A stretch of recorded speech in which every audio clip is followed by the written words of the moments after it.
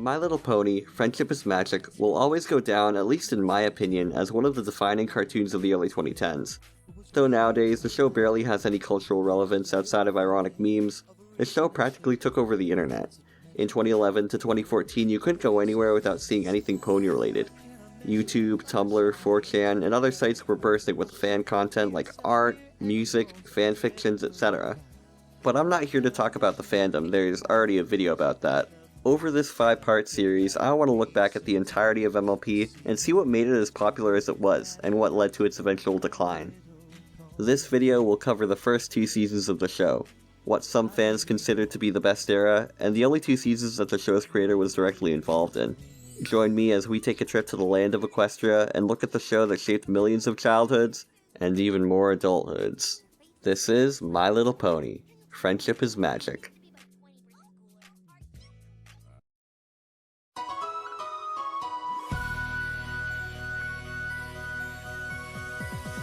My Little Pony, Friendship is Magic takes place in the magical land of Equestria, in Ponyville to be specific. The show centers around the lives of 6 ponies: Twilight Sparkle, Rainbow Dash, Pinkie Pie, Applejack, Rarity, and Fluttershy. Every episode has them solving some sort of friendship-related problem and learning a lesson at the end of it, which gets relayed to the audience. Yeah, so why did adult men like this? Well, what set it apart, at least to fans, from any other show in its genre was the creative direction of one Lauren Faust, someone with an impressive track record in the animation industry. Her credits include work at Cartoon Network in the 90s and 2000s, as well as feature films like The Iron Giant and Cats Don't Dance. Lauren had always been a fan of My Little Pony, ever since she was a kid. In the late 2000s, she was asked by Hasbro to pitch a show to coincide with the 4th generation of the toy line, one that would appeal to a broader audience. This was after the Michael Bay Transformers movies had become as successful as they were, bringing in fans of all ages. So, like them or not, you kinda have these to thank for FIM even existing. Like Hasbro had intended, Faust wanted the show to not only appeal to little girls, but their parents and everyone in between, as stated in the 2008 pitch bible titled My Little Pony Adventures, which was also the original title for the show. And if the reputation of the fandom and the show is any confirmation, let's just say that Lauren accomplished what she set out to do. The show premiered with the launch of the now-defunct Hub Network on October 10th, 2010. Right out of the gate, you can see how this version of My Little Pony was a lot different from what had just came before. The visual style of the show was an instant upgrade from the previous generation 3.5. They do look a lot alike, but FIM is all around more stylized. As much as I do like the G3.5 designs, they start to look doofy compared to the sleek design philosophy that they went for here. The backgrounds and overall world in the show feel more fleshed out too. There's a lot more detail thrown into everything, which makes it feel like a real living, breathing world, and not a bunch of playsets strewn about on a flat green plane. The ponies' designs, as well as the backgrounds, invoke the feeling of well-loved cartoons from the 90s and 2000s, like the Powerpuff Girls and Foster's Home for Imaginary Friends, which, surprise surprise, Lauren had previously worked on. You can also see hints of My Life as a Teenage Robot, whose creator, Rob Renzetti, worked on Season 1 of FIM as a story editor. Throw in voice actress Tara Strong, who is in like everything in the 2000s, and a few others, and you've got a pretty great set of talent working on this. In an era where cartoons were beginning to get more experimental with their art styles and writing, FIM felt like a proper evolution of what had come before. What makes it stand out though is the use of Flash animation. In my opinion, Flash is a mixed bag. For all the times it looks good, there are a million other instances where it looks insanely cheap and unprofessional. Luckily, the simple art style of the show complements the animation nicely. The characters are practically designed for the medium. But Season 1 at least does have that pitfall that a lot of Flash cartoons from the time fall into, where the movements can look kinda robotic. Mostly it's when the characters are just standing around talking and there aren't any big movements. Luckily, it's not as distracting, and as I just said, they iron it out in the later seasons. The first episode of the series is a 2-parter, chronicling the journey of Twilight Sparkle as she moves from the lush unicorn city of Canterlot to the town of Ponyville. In said town, we get introduced to the rest of the main 6, who all embody a certain element of a good friendship, or element of harmony as they're called in the show. Rainbow Dash's loyalty, Pinkie Pie laughter, Rarity generosity, Applejack honesty, Fluttershy kindness, and Twilight herself is magic. But the elements of harmony aren't just abstract concepts, no. They also refer to these magic gems that the main 6 use to defeat enemies. In the pilot, they use the elements of harmony to defeat the villainous Nightmare Moon, who's later revealed to be the long-lost sister of Equestria's ruler, Princess Celestia. In terms of introducing us to all these characters, the pilot does a good job. Not only do they distinguish their designs, but also their personalities. Twilight is the grumpy bookworm, Rarity is the fashionista, Fluttershy, believe it or not, is actually super outgoing, Pinkie Pie is the LOL so random comic relief, Rainbow Dash is lesbian Sonic the Hedgehog, and Applejack, They don't do a good job of setting her up, but that might just be because she doesn't really have a thing. If I had to put her into a category, I'd say she's a responsible one. All the other main 6 get their gimmicks across in one scene, but hers is just a bit about her having a big family, which basically gets retconned in a few episodes. Throughout the rest of the season, we see the main 6 grow, as they too learn that friendship is indeed magic. Though it is a cartoon with a primary demographic of little girls, what made it really appealing I think is the tone of the show. It's not what people think of when they think girl cartoon. It has things to offer for everybody. Not only does it have a lot of genuinely funny and clever jokes, it does a great job of building a distinct fantasy world. As the season progresses, we see more and more of Equestria and the inner workings of the land these ponies inhabit. Things like the way the pony symbols, or cutie marks as they're called, work, and the Pegasus ponies controlling the weather, are creative ideas that have never been explored in the franchise before. Various creatures like dragons and griffins are introduced, which further push the high fantasy aspect of the show. Episodes that have the ponies going on some grand adventure, or facing off against a brand new threat are always exciting. Like Dragonshy, which has the main 6 hiking up a mountain to stop a dragon from covering Equestria in smoke. Or A Dog and a Pony Show, where the main 6 get captured by the Diamond Dogs, who feel like characters straight out of the original 1986 My Little Pony cartoon. Though there are episodes like that, a large chunk of Season 1 focuses on slice of life or fantasy scenario of the week stories. These just take place in Ponyville with the main 6, and maybe a few other characters. What these lack in excitement and peril, they make up for in humor and genuine heart. The plotlines are fun and engaging, like Feeling Pinkie Keen, where Twilight has to discover why Pinkie can somehow predict the future, or The Ticketmaster, where Twilight has to choose which friend to bring to the great Galloping Gala. And then I said, oatmeal, are you crazy? Oh. The show is also really funny at points. I'm surprised at the amount of slapstick they'll do, like in the aforementioned Feeling Pinkie Keen, or an Applebuck season, where Rainbow Dash gets team rocketed into Twilight's library. It also helps that the writing really fleshes out the main 6 as actual characters. They feel like real human beings with personalities beyond liking a certain color or a singular interest that takes over their entire lives, as well as wants and legitimate character flaws. Said character flaws are counteracted by their respective elements of harmony. Rarity is kind of vain and snooty, but generous. Rainbow Dash is cocky, but loyal to a fault. Fluttershy is practically a shut-in, but is kind to everyone she warms up to, and cares for animals. Applejack is stubborn, but responsible, and Twilight is cynical about a lot of things, but she got magic. Going into the show again for this video, I was expecting Pinkie Pie to be my least favorite. That's not the case. She has her head in the clouds a lot of the time, but just feels like a fun person. There's a scene in Griffin the Brush-Off that caught me by surprise, where Pinkie refuses to prank Fluttershy knowing how sensitive she is. She's a bro, a quirky bro, not obnoxious or annoying like some people say. One thing I like about Twilight is the edge that she had in Season 1. In the beginning of the show, she can be a lot more snarky, probably because she's just opening up to the whole friendship thing. In fact, the main 6 in general aren't as lovey-dovey with each other as I remember. There are a few episodes in Season 1 where they downright hate each other. Like in the beginning of Griffin the Brush-Off, where Rainbow Dash tries her best to avoid spending time with Pinkie Pie. And in Look Before You Sleep, Applejack and Rarity are practically out for blood in this one. While the main 6 not being as friendly might be jarring, it brings up a great point about the show's lessons, and how a lot of the earlier ones just focus on learning to get along with people. Like at the end of Look Before You Sleep, where AJ and Rarity reconcile and realize that their differences are what make their friendship work. Yeah, that's right, this show has stuff to teach you. Every episode ends with Twilight writing a letter to Princess Celestia, telling her what she's learned about friendship. There's your standard lessons like don't judge a book by its cover and it's okay to ask for help. But you also get some with more nuance, like in Winter Wrap-Up or in Ghostbusters. Lessons like being patient to find out what your role in life is, or doing exceptional things to help people isn't always showing off. Though the main 6 are supposed to be older, they do a good job of being audience surrogates for the show's target demographic. All of them embody some sort of typical girly interest as laid out by Lauren, so it was easy for a lot of young fans back then to get attached to a certain one. If you like to play dress up, odds are Rarity's gonna be your favorite. If you like animals, you're definitely gonna identify with Fluttershy, etc. The main six's dynamic with Celestia too feels very much like she's supposed to represent some sort of teacher or mother figure, the way she's sort of this overarching presence in the ponies' lives that they look up to as being larger than life somehow. Well, not somehow. Season 1 Celestia is scary as hell. I have no idea why half of Ponyville seems to be afraid of her, and I'm not gonna stick around to find out. I mean, if a literal god who could end you with the snap of her hoof came to my town, I think I'd be scared too, so, I don't blame you guys. We also get 3 younger characters, the Cutie Mark Crusaders, who are supposed to represent the viewer's younger sibling, or the viewer themselves depending on the episode.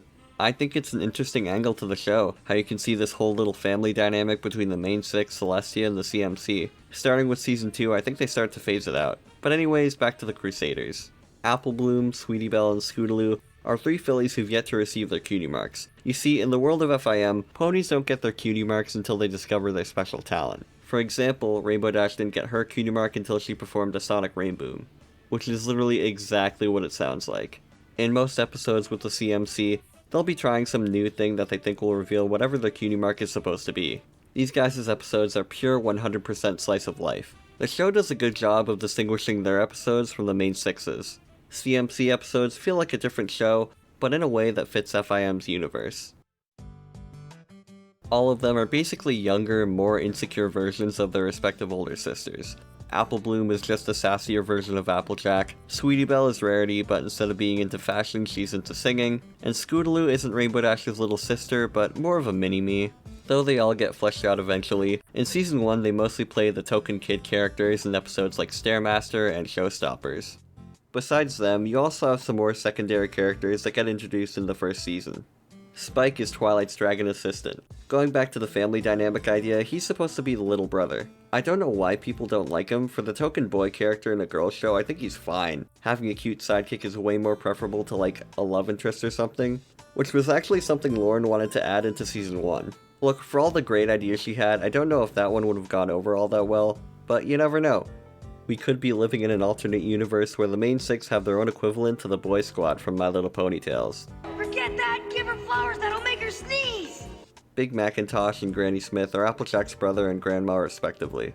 And they don't do much in this season. Granny Smith is just your typical old lady, and Big Mac's vocabulary consists of only the words yup and nope. Well, except for an Applebuck season.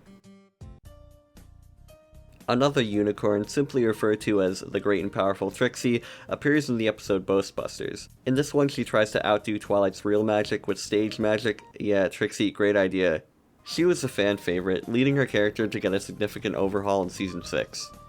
But also, as I was watching the show again, I just realized that the reason she's called Trixie is because she does magic tricks.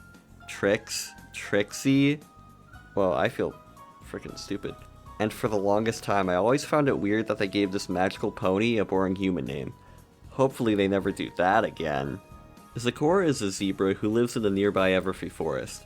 She talks and rhymes, and is there whenever the main 6 need help with something magic related that Twilight can't fix. It's a shame they never give her a time to shine. Out of all the characters to get their own spotlight episode in the later seasons, I assume she'd be one of the first. Prince Blueblood I'm only going to mention because I'm really shocked they didn't bring him back. I'm gonna guess this is the only love interest character that Lauren got to keep in the show. I think if they reintroduced him, he would have had a fun dynamic with the main 6. Like, imagine pairing him up with Applejack or Rainbow Dash and having the guy be the prissy one while the girl does all the fighting. The only glimpse we see of him is in the Season 1 finale, which is an episode that really encapsulates the feeling that Season 1 has. There's no monster to fight or magical puzzle to solve, just a crazy night at a party. Compared to what would come after, the whole season has a similar vibe. All the stories feel cozy and intimate, being focused around the main 6 and them just hanging out for the most part. And really, could you ask for anything more? Even the world of Equestria feels smaller. I don't think a single dragon blowing smoke on everyone would be that big of a deal in, say, Season 4 or 5, but here it is. This episode also caps off the little season-long story arc of the ponies getting ready for the gala. Later seasons would focus a lot more on continuity, but here it's just sort of unspoken. As well as episodes like the Ticketmaster and Suited for Success, which build up to the event, we also see the main 6 grow closer together over the course of the first season. From episodes like Look Before You Sleep and the beginning of Griffin the Brush Off, to the best night ever. Another continuity thing is the episode The Cutie Mark Chronicles. Sorry to go on a tangent, but this is another great piece of lore, setting up how all the main 6's cutie marks appeared on the same day due to the same event. It comes early enough in the show's run too, so it doesn't feel like a weird retcon. I should probably mention this season's music too. From the start, Daniel Ingram was giving us bangers like The Laughter Song, Winter Wrap-Up, and Art of the Dress, all of which are absolute staples of MLP's music, though most of the others from the season are B-sides. A lot of them are 30-second gag songs sung by Pinkie Pie like The Singing Telegram or the two from the Ticketmaster. For like the first half of the season, she's the only one who really gets to sing. Overall, Season 1 of My Little Pony Friendship is Magic is great. This season feels the most kid-oriented out of all of them, given the lessons relayed at the end of each episode, the way the main 6 are supposed to be stand-ins for the kid audience, and the small scope of each episode.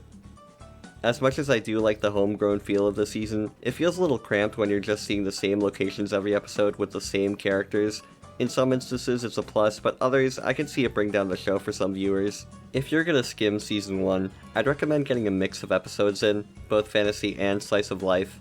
The show manages to do its job at selling these colorful pony toys, as well as being all around just a fun cartoon. It has engaging lore, world building, and humor without sacrificing any of the toyetic elements or the pastel girly aesthetic that the brand carries itself with.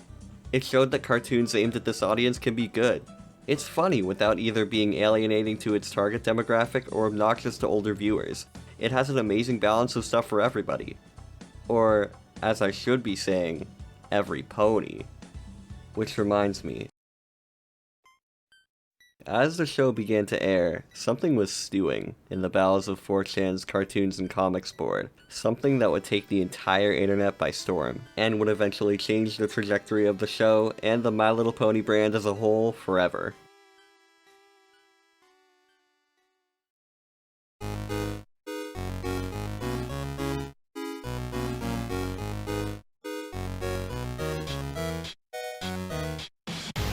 Season 2 is when the show started to expand its horizons. Case in point, the season premiere, which introduced us to fan-favorite character Discord. Season 1 was all about getting to know the main 6 and set up the status quo for life in Ponyville. About halfway through that season, we know all of the ponies and their different dynamics. As where some might have gotten bored with Season 1, Season 2 has a lot of creative concepts. Almost every episode has something new. From the super speedy cider squeezy things. I'm not doing the joke. Every YouTuber does this where they're like, oh man, I can't pronounce this, and they halt the video dead in its tracks, and I'm like, ugh, talk about the thing.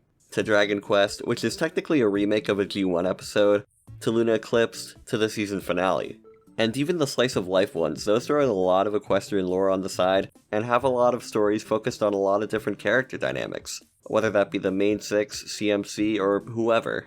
Starting with the episode Lesson 0, all the main 6 start to write to Celestia instead of Twilight. This is after, the second episode where a character has a mental breakdown. The idea of having lessons revolve around all the main 6 instead of just being from Twilight's perspective lets them explore the characters more in depth. This way, the show can have entire episodes focus on a singular pony without having to circle back to Twilight at the end. You'll have episodes like The Last Roundup, May the Best Pet Win, and Baby Cakes where you get to hear the moral straight from the horse's mouth. As well as getting to know the main 6 even more, they develop the secondary characters a lot in this season. The Cutie Mark Crusaders start to get their own spotlight episodes, Sisterhood Social and Sleepless in Ponyville being two examples. Both of them focus on a specific crusader and their older sister. Or their Rainbow Dash. You also have the Cutie Pox, which again focuses on Apple Bloom and are endless until Season 5 journey to find the Cutie Mark. This episode I'd classify as fantasy slice of life. There's no crazy adventure, rather just some weird magical thing happening in Ponyville.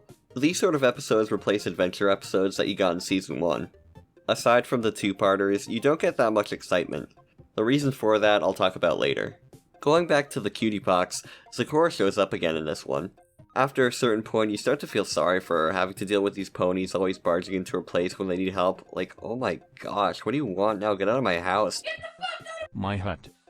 They also bring back Princess Luna, who is freed from the mysterious until ruined in the comics Nightmare Forces. Her design is nice, but I see why some people like the Season 1 version of her. I'm also not gonna ask how she managed to age like 100 years in the span of like a couple months. Cheerilee and Big Mac get their own episode together, where the CMC tried to pair them up for Hearts and Hooves Day, the pony version of Valentine's Day. Back when G4 was first airing, there was a bit of merchandise that had Cheerilee as sort of a main 7 of the main 6. Out of all the G3 characters that got put into G4 as a real character, I think Cheerilee got it the worst.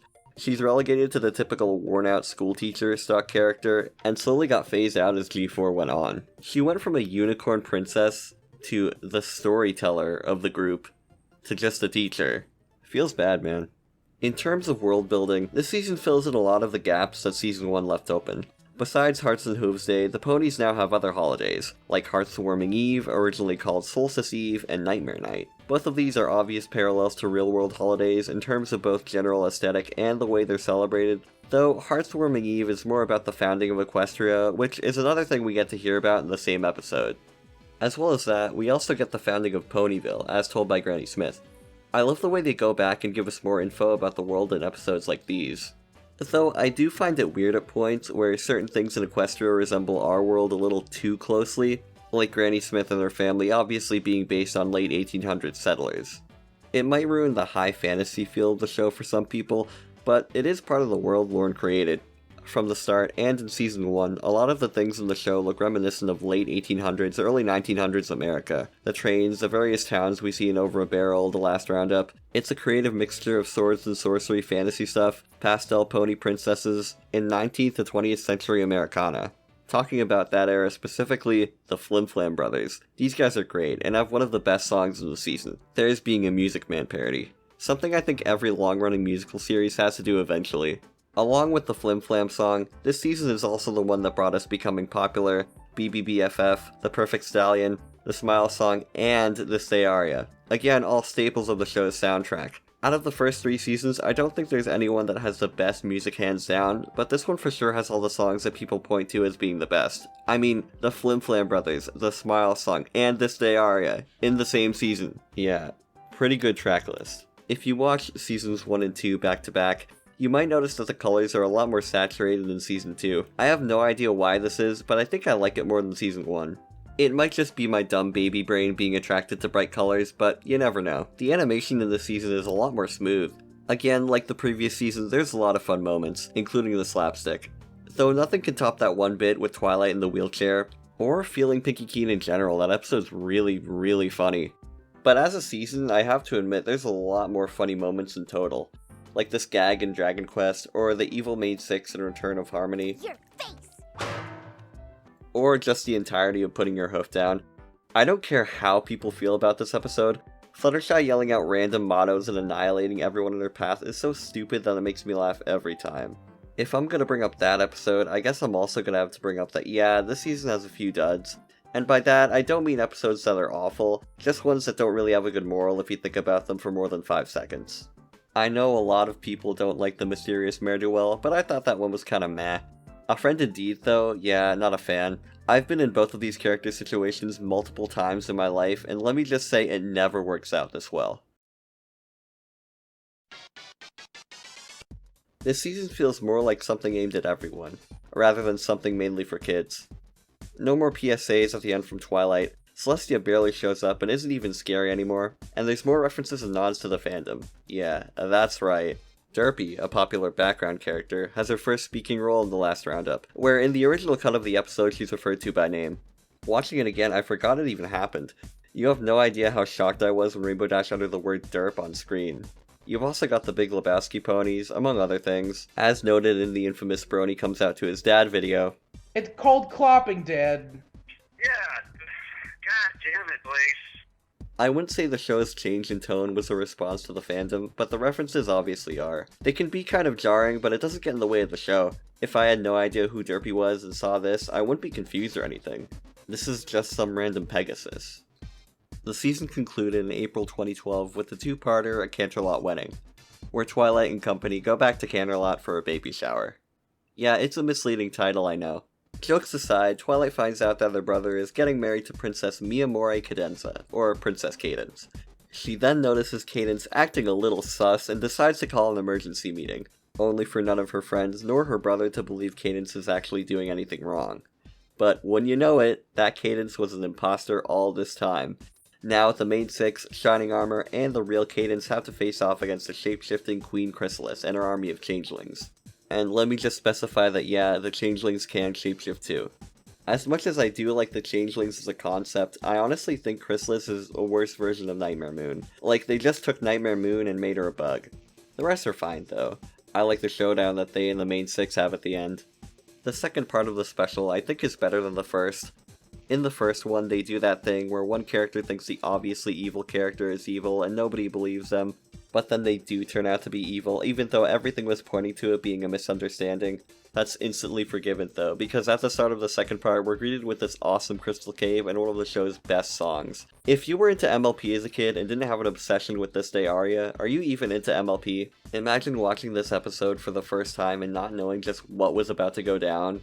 Despite being an iconic special, I don't think it holds up all that well. It's Equestria Girls 1 levels of melodramatic, but honestly, that's only a negative if you're not like me. Unlike the rest of the two-parters so far, it doesn't even focus around the main six. Rather, these two new ponies who, I'm gonna be honest, just exist to sell toys.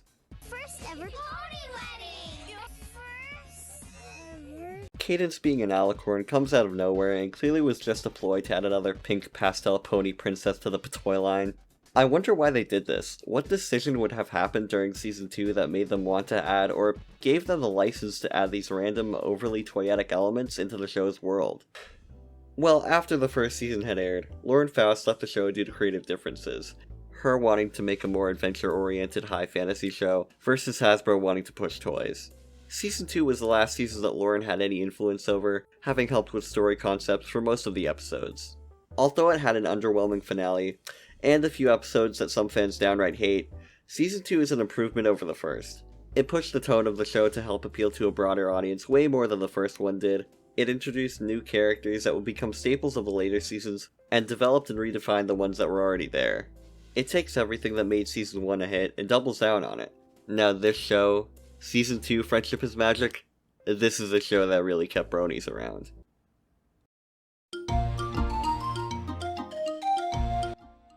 But now, the question is, could they keep the show going strong for another season? Lauren, the lead creative voice, is gone, and the Season 2 finale pointed the show more towards being a glorified toy commercial. Well, I guess we'll have to find out in the next part. Coming whenever. As always, thanks for watching the video and all that. I'm sorry this one took so long to make. I have stuff in real life I gotta do. School's been going back full time. If you like the video, you know, you can like the video. Tell me in the comments what your favorite episode from this era is. And subscribe and hit that notification bell if you want to see more from me. Also, little known fact, did you know that only like 13% of my viewers are subscribed? I don't know. Maybe we could get that number up. Mayhaps. Maybe. Also, don't forget to add me on my socials linked in the description and in my channel bio. I still cannot think of a better outro, so until next time, goodbye.